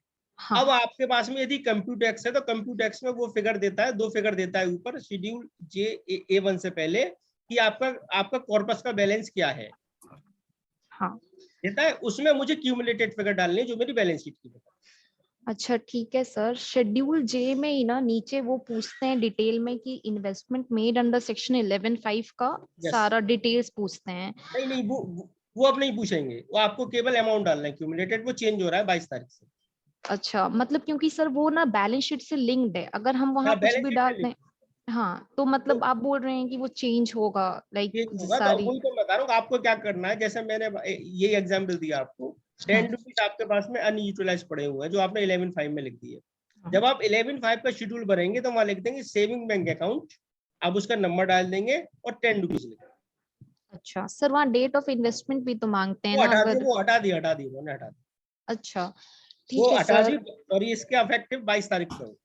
अच्छा ठीक है सर, और हमारी जैसे जनरल रिजर्व वगैरह अगर बैलेंस शीट में कुछ भी दिख रही हैं तो एनी अदर रिजर्व करके डाल देंगे क्या हम? एग्जैक्टली वो सारी फिगर एनी अदर रिजर्व में आ जाएगी अदर देन कॉर्पस। अच्छा, और सर बैलेंस शीट में वो एक पोर्शन है ना, income out of non mandatory application, तो सर क्या उससे आप एक्सप्लेन कर सकते हैं थोड़ा, मतलब वो उसमें हमारा कौन सा पोर्शन आएगा? क्या चीज दोबारा बताएं? Income accumulated out of non mandatory application. हाँ, तो वो 15% वाला चीज आएगा क्या सर? अभी जो हमारा लेस देन 50% का पोर्शन है वो आ जाएगा, और 11.2 वाला वो हो जाएगा जो हमने फॉर्म नंबर 10.5 किया है। अच्छा ठीक है sir, okay thank you sir. मुझे अगर और क्वेरीज होगी तो क्या मुझे नंबर हाँ कनोडे जी, मैडम मैंने मेल आईडी शेयर कर दी है, and with permission of sir you can connect me, I will share the thank you sir. अभी मेल आईडी से करें तो मेरे लिए भी ज्यादा बेटर रहेगा। बेटर रहेगा, तभी मैंने सर मेल आईडी शेयर की है, so better to connect with. Okay thank you sir. Thank you. Jasvir ji from Panipat, I request you. Jasvir ji, are you there? हाँ जी सर, आ गया। Please ask sir, ask. Good evening sir. नमस्कार जी, नमस्कार। अच्छा सर, एक मेरी क्वेरी थी कि म्यूचुअल फंड को लेके ना काफी कंफ्यूजन सा है कि क्या ये ट्रस्ट रजिस्टर जो होते हैं 12AA 1023 वाले, ये जो नॉर्मल म्यूचुअल फंड होते हैं मार्केट में उसमें इन्वेस्ट कर सकते हैं? 11(5) मोड में आ जाता है?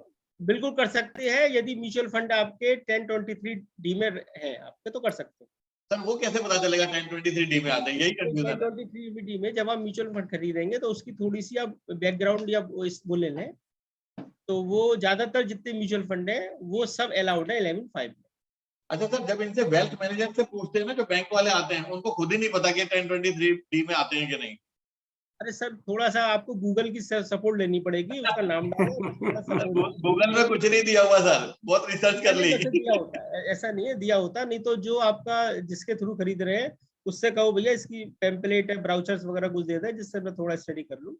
जैसे 99% जितने म्यूचुअल फंड है वो 1023D की कैटेगरी में है सर। मोस्टली मिलते हैं HDFC, ICI, कोटक, ये सब सारे हैं सर। ये कहते हैं सर, जो अपना रूल कहता है ना, वो कहता है रूल 17(2) में देखिए तो जाके, और वहां वो कहता है कोई क्लैरिटी नहीं की हुई इसमें। हाँ, वो क्लैरिटी नहीं है। वो जो 11(5) की इन्होंने एक्ट में या जो लैंग्वेज दी हुई है वो थोड़ी सी कंफ्यूजिंग है सर। अच्छा चलो ठीक है sir, thank you Jasvir ji. Chirag ji, please unmute yourself. Thank you Jasvir ji. Thank you sir. Chirag ji, sir मेरा क्वेश्चन है कि कोई ट्रस्ट है जिसको प्रोविजनल रजिस्ट्रेशन मिला हुआ है, बट उसका फाइनल रजिस्ट्रेशन असेसिंग ऑफिसर ने रिजेक्ट कर दिया है, जो 10AB की एप्लीकेशन है जी। तो उस केस में क्या उसका जो ITR में जो भी एप्लीकेशन है वो अलाउ रहेगी कि नहीं रहेगी? अब ये बताइए कि आपने एप्लीकेशन जो ली फॉर्म नंबर 10 ए जो फाइल किया प्रोविजनल, जिसका आपने फॉर्म नंबर 10 AC आया, वो किस असेसमेंट के लिए आया? वो असेसमेंट ईयर 22-23 के लिए। अब फॉर्म नंबर 10 AB जो आपने फाइल किया, जो असेसिंग ऑफिसर ने रिजेक्ट कर दिया, वो कौन सी डेट से किया है? सर बेसिकली अभी मतलब रिजेक्शन नहीं हुआ है, बट यस अभी वो प्रोसीडिंग है उस पर। तो देखो दोनों में बात में फर्क हो गई ना। अभी आपकी जब जिस डेट में आप फाइल कर रहे हैं, अभी आप रिटर्न फाइल कर रहे हैं मार्च 22 की, 21-22 की, तो 21-22 में आपका रजिस्ट्रेशन इफेक्टिव था, आपको 12AA का पूरा बेनिफिट मिलेगा। ठीक है। और सर ये जैसे फाइनल रजिस्ट्रेशन अगर वो डिनाई करते हैं, मान लीजिए अभी वो आज से डिनाई कर देते हैं, तो उस केस में मुझे क्या करना पड़ेगा? क्योंकि अभी फाइनल रजिस्ट्रेशन की लास्ट डेट जो है वो 30 सितंबर है फाइल करने की। किसने कहा मैं बताऊं, इसमें भी बड़ा कंफ्यूजन है। मैं आपको थोड़ी सी इसकी बैकग्राउंड बताता हूँ। फॉर्म नंबर 10 AB आया हमारा 30 मार्च को, ठीक है, 30 मार्च को पोर्टल पे आया है। अगर कोई रजिस्ट्रेशन, लॉ क्या कहता है, लॉ ये कहता है कि इसकी वैलिडिटी मैक्सिमम 3 साल की है, या जब आपकी चैरिटेबल एक्टिविटी स्टार्ट हो जाए तो आपको विद इन 6 मंथ रिन्यूअल के लिए फाइल करना है फॉर्म नंबर 10 AB में। दो सिचुएशन है ना। अगर सपोज मैंने अपने खुद जो फाइल किए थे वो कर दिए थे 2 मार्च या 5 मार्च को, मई को मैंने फाइल कर दिए थे 2021 में। ठीक है सर। और मेरी एक्टिविटी ऑलरेडी स्टार्ट थी, उसमें अननेस्टेड था, ऑलरेडी स्टार्ट थी। अब लॉ के हिसाब से मुझे कब फाइल करना था? विद इन 6 मंथ जी। विद इन 6 मंथ तो वो फॉर्म नंबर 10 AB आया ही नहीं था जी। जब फॉर्म नंबर 10 AB आया नहीं तो मैं कैसे फाइल करूंगा? तो नटसेल में क्या है कि जिन लोगों की एक्टिविटी 31 मार्च 2022 तक स्टार्ट हो चुकी थी जी, उनके लिए डेट उन्होंने बढ़ा के 30 सितंबर कर दी। जी सर। तो वही सर मेरे जो एसएससी की जो एक्टिविटी स्टार्ट हुई वो जुलाई 2021 में स्टार्ट हुई। ठीक है, तो अब आपकी लास्ट डेट फिर आपकी 30 सितंबर 2022। बट सर वो मैंने फाइल जो कर दिया था वो 31 मार्च को कर दिया था। ठीक है, कोई बात नहीं। अब वो एसएससी ने उसको वो ऑफिसर ने उसे वो कर दिया है, मतलब उस पे क्वेरी लगा दी है। तो क्वेरी तो लगाएंगे, क्वेरी लगाना उनका काम है और सेटलमेंट करना आपका काम है सर। मतलब वो पहले भी तो क्वेरी लगती थी वो एक्चुअली सर ऑनलाइन सबमिशन का जो पोर्टल, सर एक्चुअली जो ऑनलाइन सबमिशन का जो ऑप्शन होता है ना वो वहां पे डिसेबल हो गया है। इसका मतलब ये है कि आपने डायरेक्ट उसको लाइजनिंग सही नहीं की तो सर टाइमली वो सबमिट नहीं हुआ बेसिकली, ये है। हाँ देखा सर ने कैच कर लिया ना। तो अभी आप जाके असेसिंग ऑफिसर से मिलना पड़ेगा। हाँ जी। हाँ, और कुछ वैसे आप इस प्लेटफॉर्म पे मुझे क्या बोलना? नहीं बिल्कुल सर, तो सर जाना पड़ेगा आप जाके मिलने बस। कुछ चीजें अपने आप समझनी चाहिए चिराग भाई। ठीक है। Manmohan ji please ask. Thank you Chirag भाई। Thank you Manmohan ji.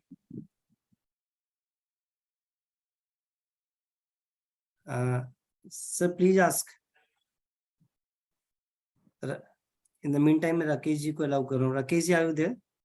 Yes sir, please ask. Good evening sir. जी सर। सेक्शन एक कंपनी है, उसका ATG और 12AA का रजिस्ट्रेशन है जी। 21-22 में कोई ट्रांजेक्शन नहीं हुई है जी। उस केस में ITR 7 ही जाएगा उसका? आपके पास में यदि 12AA का रजिस्ट्रेशन कंटिन्यू है तो उसके लिए ITR 7 ही फाइल होगी, चाहे कोई ट्रांजेक्शन है या नहीं है। चाहे है या नहीं है। ठीक है sir, thank you. Ram Avtar ji from Faridabad. Good evening sir. जी सर, फर्स्ट क्वेरी थी कि जैसे शेड्यूल जे में लास्ट ईयर तक कॉर्पस और नॉन कॉर्पस दोनों फंडों के बैलेंस मांगता था जी, बट इस साल सिर्फ कॉर्पस फंड का मांग रहा है जी। और हमारी सोसाइटियों में या एनजीओ में नॉन कॉर्पस फंड है जी। अब हम तो वहां कुछ अमाउंट डाल नहीं रहे, जो ये प्रोसेस कर रहे हैं ITR को। आपको फिर अदर, आपको कॉलम नंबर उसमें 4 या 5 है अदर रिजर्व का। कहाँ पे जी? अदर रिजर्व का जो बैलेंस शीट का जो दिया हुआ है ना उसमें अदर रिजर्व करके दिया हुआ है आपको। वो तो बैलेंस शीट का पार्ट होगा। शेड्यूल जे की कह रहा हूँ, पूछ रहा हूँ सर मैं। हाँ, तो शेड्यूल जे में केवल कॉर्पस वाला ही दिखाना है। नहीं, जब मैं प्रोसेस कर रहा हूँ तो वो एरर दे रहा है कंप्यूटेक्स। क्या कि शेड्यूल जे में आपने कॉर्पस और नॉन कॉर्पस वाला, कॉर्पस फंड वाला ब्लैंक छोड़ा हुआ है। ब्लैंक नहीं, मैं बता रहा हूँ आपको। शेड्यूल जे में 2 पोर्शन है। पहला पोर्शन है कि आपको ऊपर दिया हुआ है, यदि आप कंप्यूटेक्स यूज करते हैं तो उसमें दिया हुआ है कि आपका बैलेंस क्या है कॉर्पस का। ठीक है वो जी। जो आपके कॉर्पस का बैलेंस है वो आपकी बैलेंस शीट से मिलना चाहिए पूरा। ठीक है जी। बैलेंस शीट की जो फिगर आ रही है क्यूमुलेटेड वो फिगर आएगी। बैलेंस शीट में भी हमने अदर्स में डाला है वो। हाँ, किस में डाला अदर है? अदर अच्छा, एनी अदर रिजर्व में दूसरा डाला क्या है, है? Non corpus fund. दूसरा क्या है, शेड्यूल जे का A1 वाला पोर्शन है वो भी लिंकिंग है, वो 22 अच्छा। तारीख को हटेगा, इसलिए अच्छा, आपकी अच्छा। रिटर्न अभी डिफॉल्ट आ रही है। 22 तारीख तक वेट करो, उसके बाद में फाइल करेंगे तो प्रॉब्लम नहीं आएगी। ठीक है। Thank you Ram Avtar ji. And सबसे इम्पोर्टेंट एडवाइस जो सर ने करी कि 22 के बाद हम इस पे रिवर्क करें। अमर जैन जी की क्वेरी से चैट बॉक्स में मैं पढ़ रहा हूँ। Please guide us audit provision in case of educational institute having turnover above ₹1 crore exempted under section 1023 C third AD of the income tax। देखिए, जो एजुकेशन इंस्टीट्यूट जिनके पास में 12AA का रजिस्ट्रेशन नहीं है या 1023C6 का अप्रूवल नहीं है, मैं दोबारा रिपीट कर रहा हूं, ऐसे एजुकेशन इंस्टीट्यूट जिसके पास में 12AA का रजिस्ट्रेशन नहीं है या 1023(6) का अप्रूवल नहीं है, उनके लिए सेक्शन है 1023C थर्ड AD।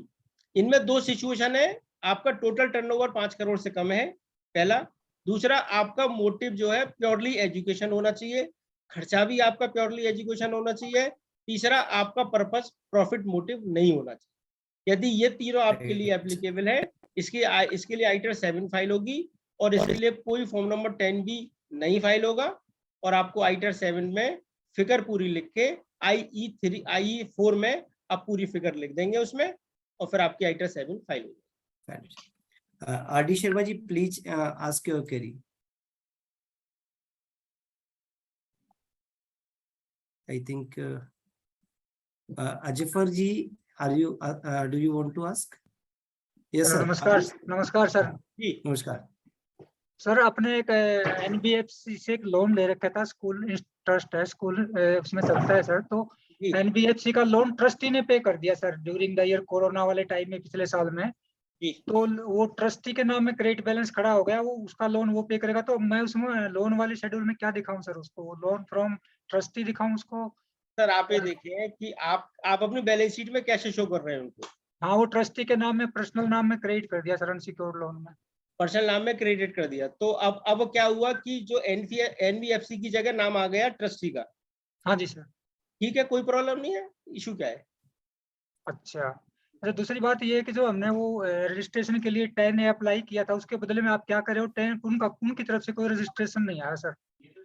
10A भी या 10A? हाँ, 10 जो रजिस्ट्रेशन के लिए करवाया था वो कोरोना वाले टाइम में सर, उन्होंने नया फॉर्म नंबर 10A। हाँ जी सर, 10A। अच्छा, तो उसके लिए क्या हुआ, आपके पास फॉर्म 10AC नहीं आया? हाँ, 10AC नहीं आया सर। आपने पोर्टल पे देखा या मेल पे चेक किया? हाँ, मेल पे ही चेक किया। ना, मेल पे नहीं, आप पोर्टल पे चेक करो। आप इनकम टैक्स पोर्टल में लॉगिन करके, एसएससी के लॉगिन आईडी में जाओ, जहां आपने फॉर्म नंबर 10 फाइल किया होगा, उसी के राइट हैंड पे लग रहा होगा डाउनलोड फॉर्म नंबर 10AC। ठीक है sir, thank you sir, thank you. कैसे download? Thank you. Ajifar, do you want? Manish Goyal ji, please ask your query. Hello sir, नमस्कार जी।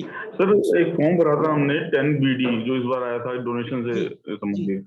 जी। तो सर ITR में कोई लिंक होगा वो उस फॉर्म नहीं, कोई लिंक नहीं, किसी तरह का कोई लिंक नहीं। उसमें हमने डोनेशन जो शुरू की हैं वो यहाँ की वॉलंटियर डोनेशन से वो केवल उसके लिए है कि जिन्होंने 80G का डोनेशन लिया हुआ है उनको तभी 80G का बेनिफिट मिलेगा जब आपने फॉर्म नंबर 10BD फाइल कर दिया है। तो सर एक चीज और है, जो एनओएस डोनेशन होती है, इसका कहीं जिक्र करना है ITR के अंदर? सर कहीं नहीं करना, अभी कुछ नहीं करना। आपको लगता है कि अनोनिमस है तो अनोनिमस में दिखाना, आपको लगता है कि ये वॉलंटरी है या कॉर्पस है तो वॉलंटरी कॉर्पस में दिखाना। अगर हमें लगता है एनओएस तो कुछ कहाँ दिखाएंगे उसको? इसका फॉर्म नंबर BD से कोई लिंक नहीं है इसका। अगर एनओएस लगता है फिर कहाँ शो करना है उसको? नहीं, अनोनिमस का तो अलग से कॉलम में दे रखा है, शेड्यूल BC में, आप देखो। अच्छा, वहां शो करना है उसको। Thank you sir. Vicky ji, please ask your query. Thank you Manish ji. Avinash ji, Amit ji. हाँ जी। हाँ सर। नमस्कार सर। जी। एक अमित जी प्लीज। जी अमित जी। हाँ जी, नमस्कार सर। जैसे आपने बताया कि हमें नया ट्रस्ट का नंबर डालना है जो न्यू रजिस्ट्रेशन हुई है, तो पुराने ट्रस्ट का कहीं भी मेंशन नहीं होगा, जो पुराना नंबर था, पुरानी डेट थी? हाँ, पूरे फॉर्म में? 12 का अब आपका वो खत्म हो गया, अब आपका नाम राम बदल के श्याम हो गया, अब आपको ठीक है। श्याम नाम ही डालना है, राम आप भूल जाए। ठीक है, लेकिन एक पेज पे आगे जाके वो आता है जहां हम नेम ऑफ द प्रोजेक्ट और इंस्टीट्यूशन डालते हैं, उसके नीचे उसने लिखा है have you applied for fresh registration. वो किसके लिए एप्लीकेबल है? हैव यू, उसमें लिखा है whether an application for fresh registration has been made in the prescribed form, have you been Yes. Granted section 12 और डेट। हाँ, वहां तो पे क्या भरेंगे? आप वहाँ आपका यस आएगा, यस क्योंकि आएगा, वो भी आपने रजिस्ट्रेशन कराया हुआ, और जो आपका 10AC में नंबर है वो नंबर आ जाएगा, रजिस्ट्रेशन नंबर। अथॉरिटी आपकी लिखी हुई CPC CIT, वो अथॉरिटी आ जाएगी। ठीक है जी। विद इफेक्ट फ्रॉम आ जाएगा। यदि आपका असेसमेंट है 22-23 के लिए है तो उसकी हाँ जी। इफेक्टिव डेट जाएगी 1/4/2021। और सर ATG की डिटेल्स कहाँ पे जाएंगी? ATG के लिए उसके नीचे, जस्ट उसके नीचे पर ATG के लिए कॉलम ही नहीं है सर। है सर, ड्रॉप आउट करेंगे तो आ जाएगा बिल्कुल। वो name of project trust institution name of project के नीचे वाला, नेम ऑफ से प्रोजेक्ट column में तो आपको केवल जो सोसाइटी का नाम या कोई आपका स्कूल चल रहा था उसका नाम आएगा, उसके नीचे आए बिल्कुल जस्ट नीचे।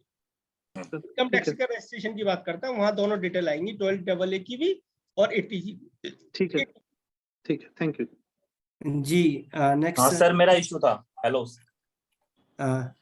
जी। हाँ, मैं पूछना चाह रहा था, हाँ, जो फॉर्म 10BD में सर हमने जो डाला डोनेशन, और अभी हम लोग एडिशनल डोनेशन डाल सकते हैं, जितना 10BD का था उतना ही दिखाना है हमें? नहीं सर, नहीं, देखो 10BD का आपका वॉलंटरी डोनेशन से कोई इम्पैक्ट नहीं है। सपोज मैं एग्जांपल दे रहा हूँ, मैंने 100 लोगों ने मुझे डोनेशन दिया, अब जब मैंने फॉर्म नंबर 10BD फाइल करा तो केवल 60 लोगों की मेरे पास में पूरी इन्फॉर्मेशन थी। ओके। 40 लोगों की मेरे पास में इन्फॉर्मेशन नहीं थी। ठीक है। अब आज की डेट में सपोज 30 लोगों की इन्फॉर्मेशन मेरे पास आ गई, तो मेरे पास में ऑप्शन है जो 40 की चली गई 40 की चली गई। अब मैं एडिशनल नया फॉर्म फाइल कर सकता हूँ, form number 10BD with the subject to penalty ₹200 per day with effect from 1/6/2022। अच्छा सर, ये जो एक्युमुलेटेड का पोर्शन होता है 15%, ये पोर्शन किस में जोड़ना चाहिए? कॉर्पस में जोड़ना चाहिए या नहीं, ये आप रिजर्व सरप्लस बनाए, जैसे हम और बैलेंस शीट बनाते हैं। कॉर्पस का मतलब है ओनली फॉर कॉर्पस, जो आपको बाहर से पैसा आया है। जो आपका एक्यूमुलेशन है उसको रिजर्व सरप्लस में करके एक्यूमुलेटेड करते हैं। ठीक है sir, thank you sir, thank you sir. अपने पास केवल 5 मिनट रहते हैं, सो अदर पार्टिसिपेंट भी हैं, क्विकली हाँ क्विकली जरूर लेंगे भाई, आपकी क्वेरी नहीं लेंगे sir. Please ask sir, please ask. Good evening sir. Sir मेरे को ये पूछना था, किसी का 5 लाख रुपए का लोन से एक्सपेंस हुआ, ठीक है, 5 लाख रुपए का, और उसका कोई भी और एक्सपेंस नहीं है, 5 लाख रुपए का सारा लोन से किया, तो अलाउ इनकम तो सर होगी नहीं कुछ भी, मतलब जीरो ही होगा।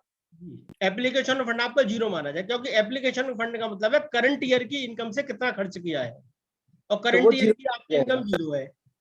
तो उसको हम जब मानो उसमें कॉर्पस में लेके गए सर, तो वो 5 लाख 10B के अंदर क्या दिखेंगे सर? एप्लीकेशन ऑफ इनकम में जीरो। 10B में भी करंट ईयर की इनकम से कितना खर्च किया वो आता है, शेड्यूल ER और EC का, तो जीरो ही आएगा। यस, जीरो आएगा। अच्छा, आप बैलेंस शीट बनाएंगे, प्रॉफिट एंड लॉस अकाउंट बनाएंगे, -5 लाख करके आपका एक्सेस एक्सपेंडिचर ओवर इनकम आ जाएगा, और फिर 5 लाख रुपए आपके रिजर्व सरप्लस में माइनस हो जाएंगे। किसी का कॉर्पस जाकर माइनस हो गया सर, फिर उसकी वजह से तो नहीं हो, ठीक है, कर सकते हो, कोई इशू नहीं है। तो फाइल नहीं करने देना ना सर बैलेंस शीट? तो नहीं, अब करने देगा, 22 तारीख के बाद फाइल करना, 22 तारीख हो जाएगी। ठीक है sir, thank you. Thank you. And Vicky, are you there? Zoom user and Hemant ji, if you have any query.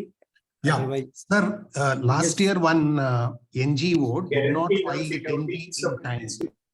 So then they got a notice for non-submission in time, and we gave a petition to the CIT for condonation of delay. And we have of course not yet heard from the CIT, but we are already getting a notice for payment of interest. So what is to be done, sir, for that? Sir कुछ नहीं हो सकता आज की date में, law के हिसाब से कुछ नहीं हो सकता। लॉ के हिसाब से अब आपको बेनिफिट मिलेगा ITT में जाकर, क्योंकि आपने जो करना था, आपको 119 की एप्लीकेशन फाइल करनी थी, वो आपने ऑलरेडी फाइल कर चुके हैं। उसके अलावा और कोई आपको रेमिडीज नहीं है। अब जो आपकी इंटीमेशन आई है 143(1) की, उसके अगेंस्ट में CIT अपील फाइल करें, फिर ITT में फाइल करें, वहां आपको बेनिफिट मिल सकता है, और कोई बेनिफिट नहीं है अभी। ये आपकी 119 की जो आपने एप्लीकेशन फाइल की है वो आपकी एक्सेप्ट हो जाए। सर जी sir please ask your query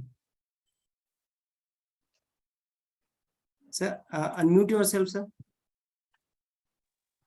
hello जी सर प्लीज आस्क। हाँ सर, हाँ गुड इवनिंग सर। जी सर। हाँ सर, मैंने 10 फॉर्म फाइल किया है, उसमें रेजोल्यूशन की डेट है 31 मार्च 2022 डाली है, और 17 सितंबर को फॉर्म फाइल किया। तो जब फॉर्म का प्रिंट आउट लिया तो उन्होंने असेसमेंट ईयर 21-22 डाल दिया उसमें। नहीं सर, एक तो फॉर्म नंबर 10 जब भी हम फाइल करें तो मैक्सिमम 5 साल के लिए फाइल करें, मतलब 5 साल का उसमें बेनिफिट लें। नहीं सर, उन्होंने फैक्टिव असेसमेंट ईयर 21-22 डाला है, जबकि असेसमेंट ईयर 22 से ही आना चाहिए। ठीक है, तो आपने फॉर्म नंबर 10 फाइल कर दिया? हाँ जी, हाँ जी। अच्छा, अब आप ITR 7 में जब आप फाइल कर रहे हैं तो उसमें जो बेनिफिट ले रहे हैं टू का, जो आपने फॉर्म नंबर 10 में फाइल किया हुआ एक्यूमुलेशन का। सर अनम्यूट है आप सर।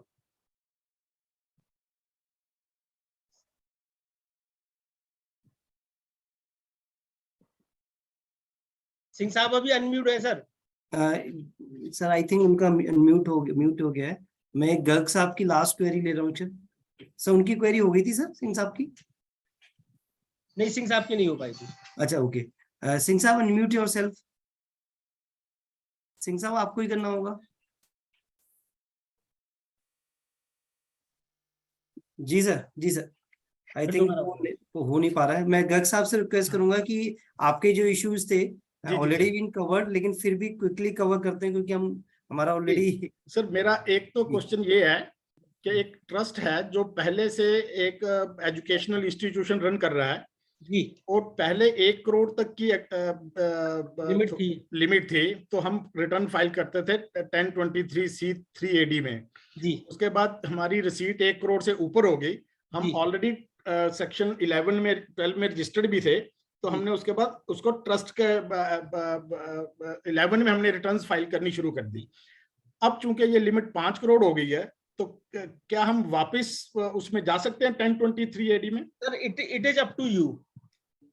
नहीं, मतलब उसमें बेसिकली 2016 में एक सर्कुलर आ गया था डिपार्टमेंट का कि जी you have to follow one line whether as section 11 और सेक्शन 1023 जी। तो अब हम चूंकि पिछले 6 साल से 11 में हम रिटर्न फाइल कर रहे हैं, तो क्या अब हम 1023C3AD में जा सकते हैं? नहीं, अब आपने जब फॉर्म नंबर 10 ही फाइल किया था लास्ट ईयर, उसमें क्या चूज करा था? 12AA ना?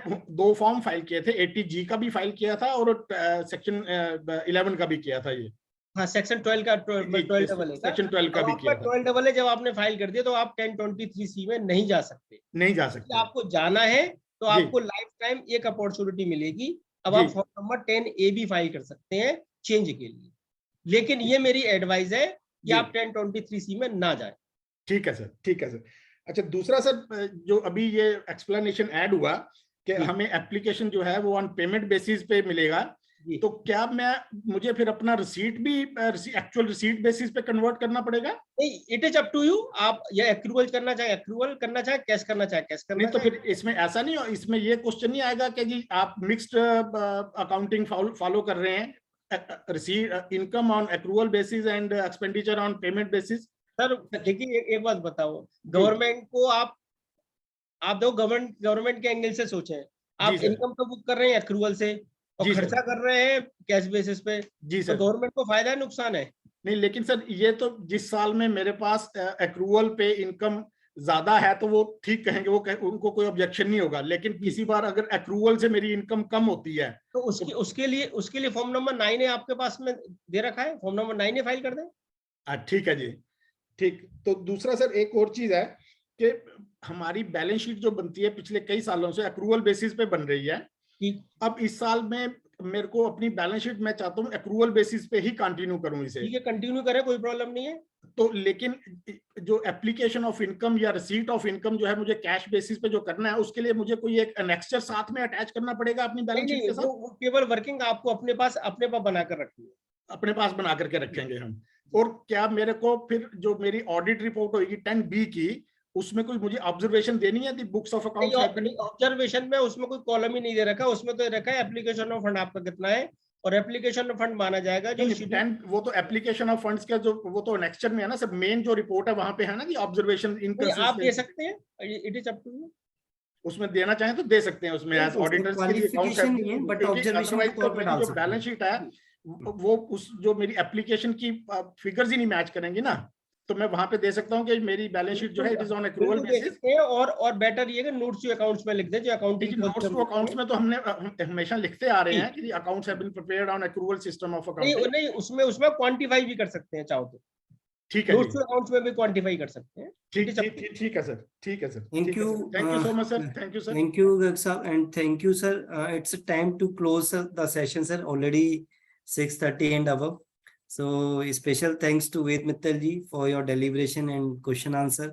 Sir, last 50 मिनट से हम लोगों ने क्वेश्चन आंसर हैंडल किए, फिर भी आई थिंक कुछ क्वेश्चंस अगर रह गए हैं तो मेरी रिक्वेस्ट है, मैंने चैट बॉक्स में सर की मेल आईडी शेयर कर दी है, you can write him directly and he will definitely revert back to you.